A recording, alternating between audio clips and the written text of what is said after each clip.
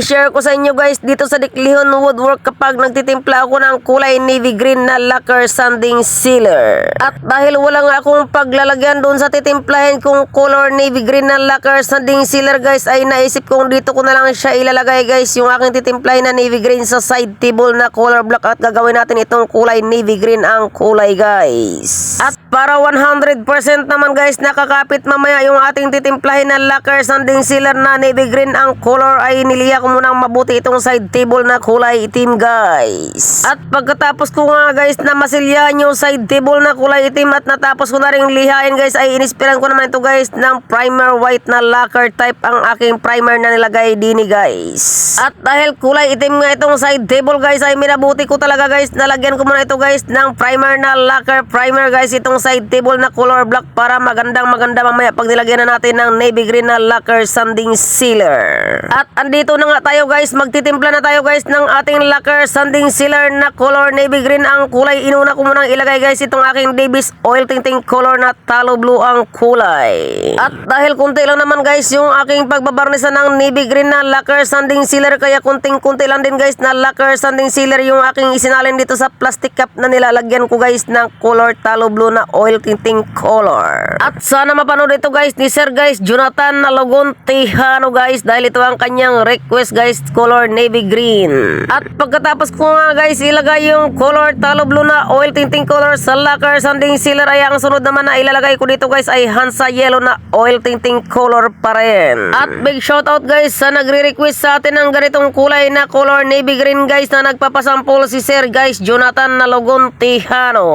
At puro oil tinting color nga guys ang hinahalo ko dito sa lacquer sanding sealer para ma-achieve ko naman guys ang kulay na navy green guys, ay inuna ko munang timplahin itong talo blue at Hansa yellow. At habang kinakanaw-kanaw ko ito guys, o habang hinahalo-halo ko itong pinagsama kong talo blue at Hansa yellow sa lacquer sanding sealer, ay nagkukulay mint green ito or apple green o yellow green guys. Pero dahil navy green na kulay ang ating titimplahin guys, ay syempre hahaluan natin ito guys ng lamp black na oil tinting color pa rin. Dahil kapag hindi natin hinaluan guys ng lamp black na oil tinting color yung ating tinitimpla kanina guys, na nilagyan natin ng talo blue at Hansa yellow, ay hindi natin ma-achieve yung color navy green ang kulay. At para naman sa inyo mga katanungan guys, baka magtanong kayo guys kung ano-ano pa ang mga inihalo ko dito guys, ay i-advance ko na agad guys yung aking kasagutan sa inyo. Purong lacquer sanding sealer lang ito guys, na hinaluan ko ng mga oil tinting color, at hindi ko na ito hinaluan ng lacquer thinner o ng lacquer blue. Wala guys, pure na pure ito. At kapag 100% guys na nahalo ng mabuti, ay pwede na itong isalin sa spray gun. Kapag wala naman kayo guys mga spray gun, ay pwede na itong i-roller or basahan or brush. At dahil sa spray gun ko nga guys sinalin yung aking tinimplang navy green na ang kulay guys, ay syempre ini-spray ko nito guys sa side table na aking niliha kanina.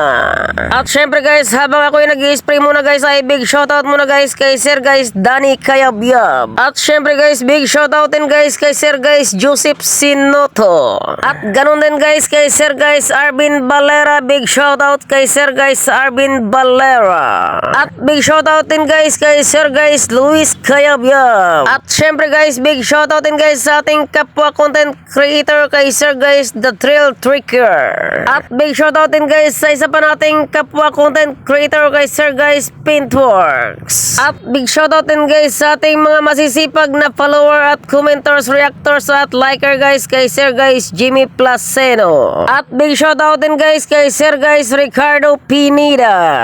At ganoon din guys sa napakahusay nating classmates sa pagko-content creator kay Sir guys Ruel Loris. At balik na nga tayo dito guys sa aking binabarnisa ng color navy green na side table guys. Ayan, paulit-ulit ko lang ito guys na inisprayan ng lacquer sanding sealer na navy green ang kulay. At para naman doon sa katanungan ni Sir guys na paano daw naging barnish ang color navy green.